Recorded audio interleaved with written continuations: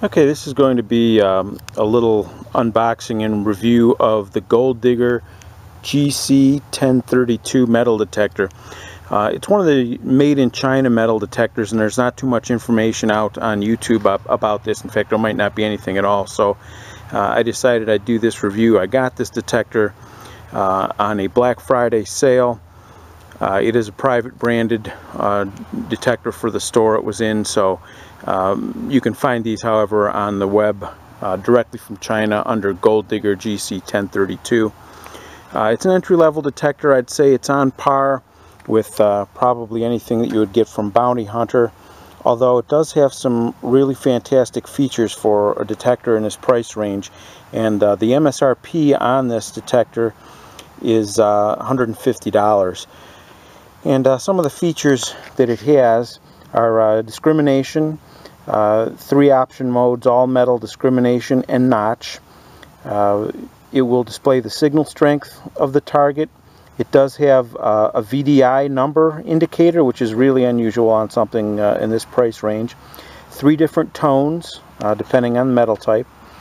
And it has a low battery indicator, a 10-inch waterproof search coil. 10-inch coil is pretty unusual again on a detector in this price range, and it operates on 2 9-volt batteries. So we'll take a look inside the box. The manual it comes with is very simple. It is well written. A lot of the Chinese manuals are hard to understand, but this one they must have had someone that's proficient in English to write that manual. It comes boxed fairly well like any other detector would.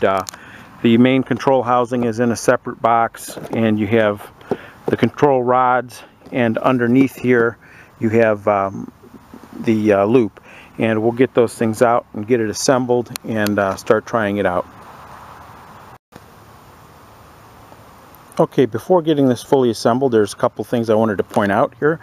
The upper rod is aluminum. Of course, there's a arm retention strap, a little stand on the bottom, got foam there. The lower rod is a composite rod. The control box has a mounting thing it's fairly simple to disassemble and reassemble, so it'll be great for storage. You see, it just pops onto that, and then there's one finger tightening bolt that you tighten down, and it holds the connector on. Of course, here's the loop, all plastic bolts and hardware, again on the all composite rod.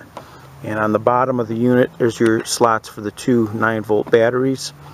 On the front faceplate, you're going to notice the headphone jack is your standard 1/8 inch headphone, like most headphones people would use for their iPod or whatever. So you don't have to get special headphones with a 1/4 inch plug or anything.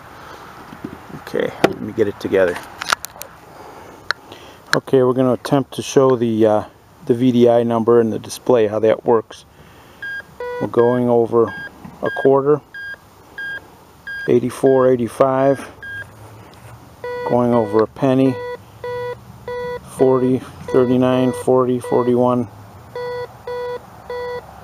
and it's lighting up the penny and the zinc. It's going back and forth between 1 cent and zinc on the bar graph up atop, and it is actually a zinc penny.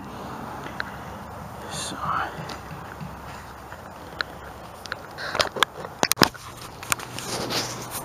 okay, let's see how well the discrimination works on this now. Again, now this is all metal mode, and that's an iron rod. Now I'm going to hit the discrimination and kick that up a couple notches.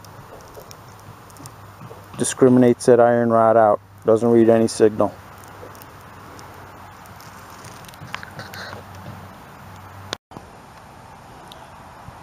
Now, one thing that we do want to note about this detector, it does not have a dedicated pinpoint function or pinpoint button.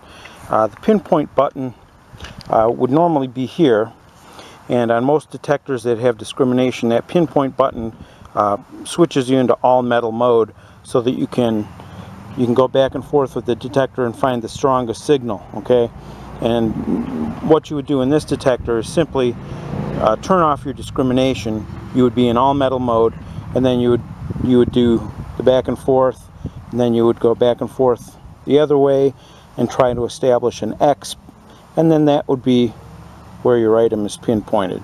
So you can still do pinpointing with this. It works the same way as you'd pinpoint with any other machine. There's just not a dedicated pinpoint button to do that with. Again, you just turn off your discrimination, go into all metal mode, and then you do your pinpointing. The volume control is over here, still close up of the screen. This is your discrimination number. You can hit discrimination and add more features. This is your notch. You can notch out different things, go between those and notch out certain items that you don't want. Let's go back here. Your sensitivity, you press this button and you can go up or down on your sensitivity. Again, the central number is your VDI, target ID number, and across the top are your numbers for iron, 5 cents, pull tab, zinc, 1 cent, and a quarter. Again, there's your headphone jack. Pretty nice package, I have to say. I'm really impressed. A lot of stuff that comes from China you don't expect to be of very high quality, but this, again, I would say I would put this on par with any of the bounty hunters that are out there for sure, and some of those are in a much higher price range. So I think it's a great entry-level detector.